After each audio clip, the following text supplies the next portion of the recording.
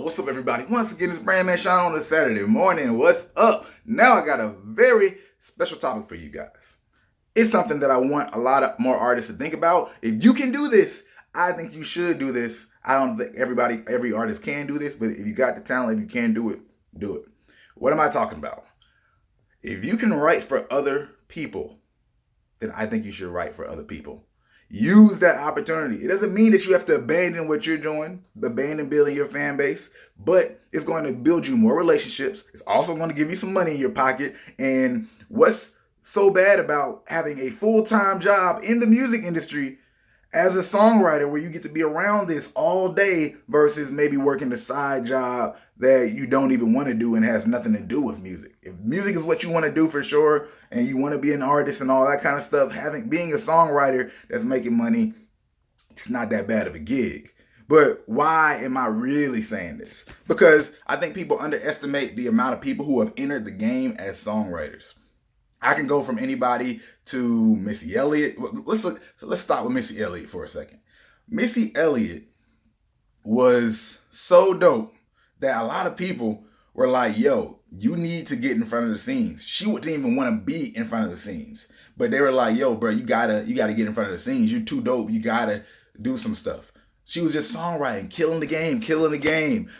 People like, obviously A Dream, Neo, so many people that you know in front of the scenes that you got to know later. Carrie Hilson were songwriters for so many people before they even blew up or even got known by anybody in front of the scenes.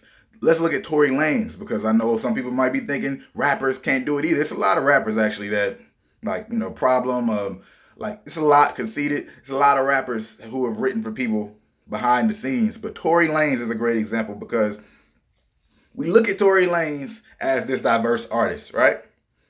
Why was Missy Elliott able to get a certain look when she decided to finally come out? Well, it's the same reason Tory Lanez was able to get a good look when he came out. Because the primary reason that I'm saying that you should start off as a songwriter is really the connections and what you get to learn about the game, what you get to see. As you start to write for people and you get in those circles, you're starting to be able to collaborate, right?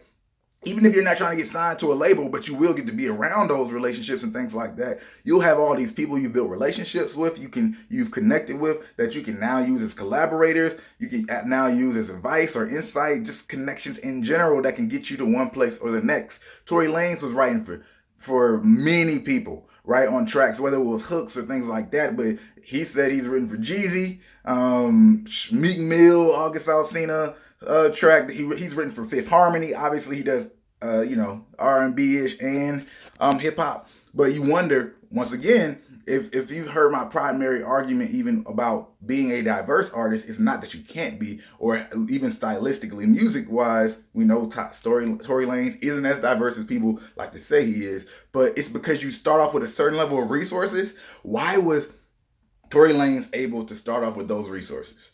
Because he had connections that you would not have as an indie artist on the grind. He wasn't just an indie artist on the grind. He had label connections. He had T.I. Jeezy connections. You know what I'm saying? But that was from his writing game, and he was able to come out on a certain platform. Not to mention that he wrote off of a sample. And that's just it's a hack. We all know about writing on samples and how that just makes it so much easier to blow up and get certain looks, right? So keep this in mind. As a point of entry into the game, patience. If you have the ability to write for people, consider it. Because it could be a great way to get in the game for you guys. First of all, it's better and a lot closer to your goal of being an artist. So I'm sure it's better to just be in that industry and be creative all the time versus, working at McDonald's or whatever you might do that you don't want to do because you want to be an artist. It's better than that. And then also it's actually a positive step forward. If you're smart about it and use it correctly, you'll get connections, you'll be educated on certain things. And at the same time, it doesn't mean you have to stop putting your own music out. So you still can get your stuff out at the same time. It's not like you got to go 0 dark 30 and not put out any music just because you're writing for anybody else. Unless probably, you might be having some kind of wild session with Beyonce and she might put you on lockdown because, I heard they get real strict with things. But Seriously, guys, consider that route if you have the talent to do it. I'm going to do more videos sometime this year on how to blow up as a songwriter, or just some ideas for it. But I got a surprise for you guys. Give me a few months. You know, it might be like 6 months, but songwriter, consider it.